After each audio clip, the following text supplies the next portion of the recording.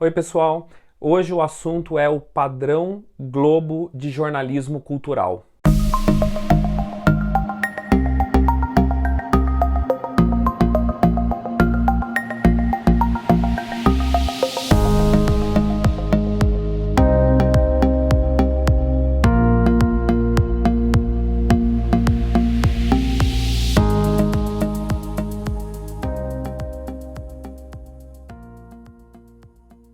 O que me motivou a fazer esse episódio, mas antes quero convidar vocês a se inscrever no canal, apertar o sininho e ficar atento a todas as novidades aqui de série, de arte, de entretenimento, de jornalismo cultural, de soft power, toda semana com episódio novo.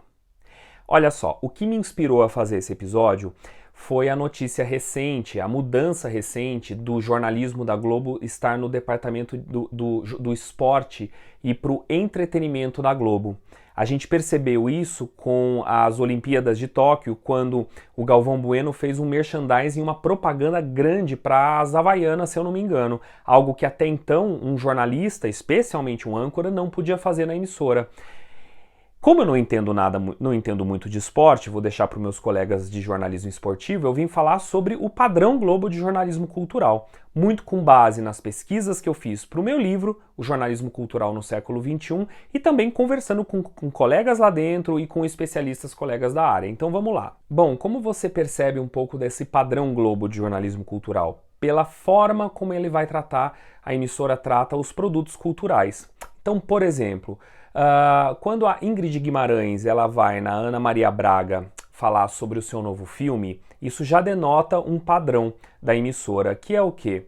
Falar daquilo que os produtos culturais que são sinônimos de entretenimento e sempre quando existem o elenco, parte da emissora envolvida na estreia desse produto cultural. Além disso, raramente nós vemos, mas vemos uma propaganda de alguma peça de teatro que está em cartaz no Rio ou em São Paulo e o logo platinado da Globo. Ali é quando a peça ela é patrocinada, ela tem um envolvimento direto da emissora. Portanto, mais um padrão Globo de jornalismo cultural. Falar de lançamentos culturais sempre como entretenimento ou como patrocínio. Ou a terceira, quando a emissora detém os direitos, comprou os direitos de exibição ou de transmissão exclusiva de grandes eventos culturais, como por exemplo o Rock in Rio, e que isso vai gerar entrevistas exclusivas com os cantores, os vocalistas de bandas como U2,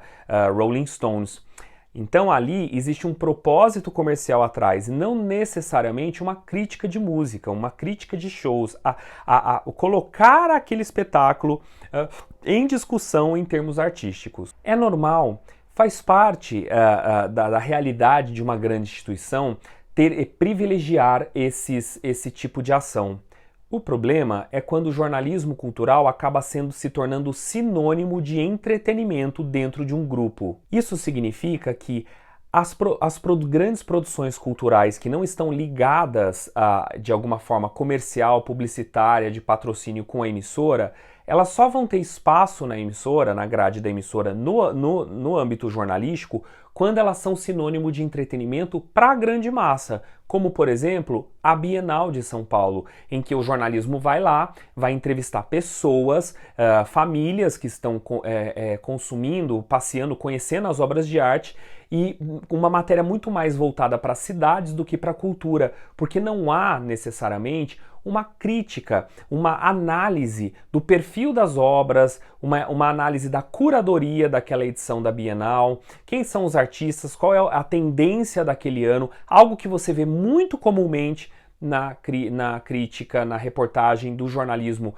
de revistas e de jornais e da internet também. Essa postura ela não é velada, ela é, aliás, explicitamente clara nos corredores da emissora. Na época da pesquisa do jornalismo cultural no século XXI, eu entrevistei um pesquisador da Universidade de Coimbra, o Igor Pereira Lopes, que havia tido a oportunidade de conversar com Carlos Henrique Schroeder, da TV Globo, e ele deixou isso muito claro.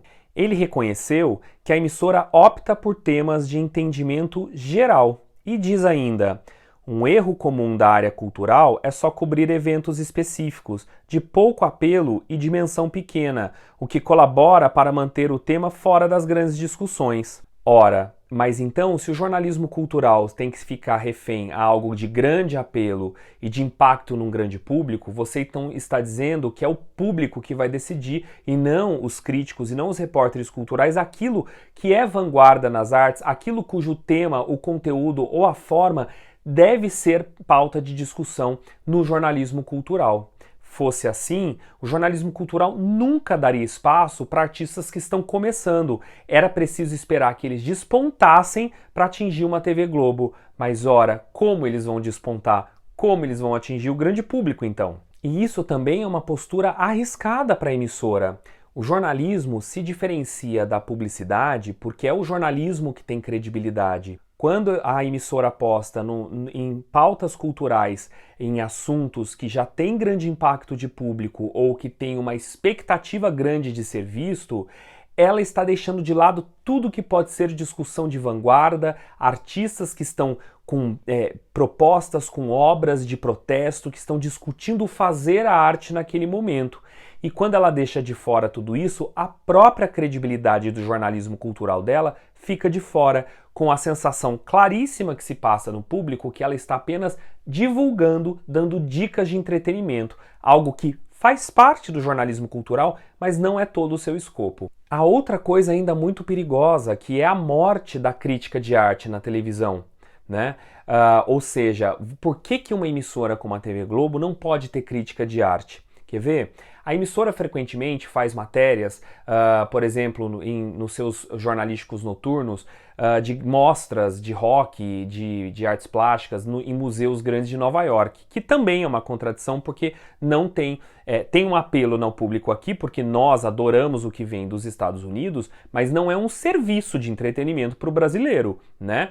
Mesmo assim, tirando a parte isso, essa seria uma oportunidade de falar novamente na curadoria. Quando você vai mostrar uma exposição de obras, de fotografias dos Beatles, o que ficou de fora? Qual é o contexto? Qual foi a linha da música? Qual foi o grande momento dos Beatles? O que eles eram criticados na época? Por que se desfizeram? Ou seja, parece que fica ali apenas o convite da propaganda, da diversão do final de semana, como se a exposição fotográfica não fosse uma proposta artística em si. São poucos os jornalistas culturais cujo nome ficou ligado à TV Globo. Por exemplo, o Nelson Motta, o Arthur Shechel. Mas esses caras como o Nelson Motta e o Arthur Shechel eram pessoas que na forma como eu os acompanhei, eram podados em termos de fazer crítica na TV Globo, porque a palavra crítica na emissora é sinônimo de falar mal.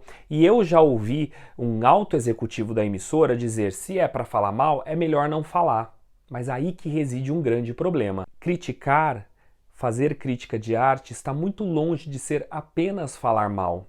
E para isso eu vou trazer aqui para vocês hoje um pensamento de um dos grandes teóricos e críticos de cinema do Brasil, o Jean-Claude Bernardet, que eu tive o privilégio de assinar o prefácio do meu livro, O Cinema Brasileiro no Século XXI. Vou trazer para vocês na íntegra o que ele fala sobre o que é de fato criticar. Criticar é pôr a obra em crise. E pôr em crise a relação da obra com outras obras, a relação do autor com a obra, a relação do espectador com a obra, a relação do crítico com a obra, e criar em torno de uma obra uma rede de palavras incertas, inseguras, hipotéticas, sem a menor esperança, nem o menor desejo de chegar ao certo ou a qualquer verdade ou conclusão, mas com a esperança e o desejo de que essa constelação possa detonar significações potenciais na obra e nas suas relações múltiplas. E sem o menor desejo de convencer nem ao diretor nem ao espectador, mas problematizar. Me parece que a política do jornalismo cultural na TV Globo está a constelações de distância disso que é a proposta do que é criticar, falada pelo Jean-Claude Bernardet.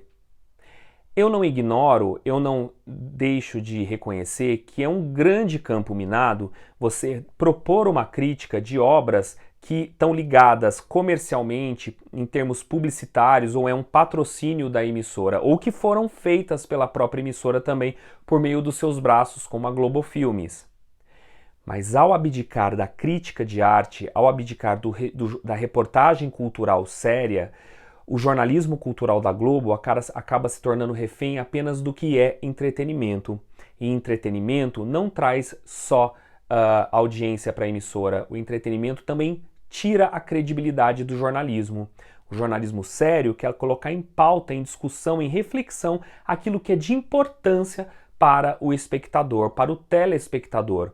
Se ela faz um jornalismo sério de política, de economia, falando de temas desagradáveis, perdendo inclusive audiência em alguns dos seus programas, como o Fantástico, por colocar em crise, por discutir coisas desagradáveis que estão acontecendo em Brasília, acontecendo na Bolsa de Valores, por que a cultura então é deixada de lado? Por que ela é apenas vista como entretenimento? Então, quando a emissora encara a cultura como apenas entretenimento, nós estamos tirando o jornalismo da cultura, o jornalismo cultural.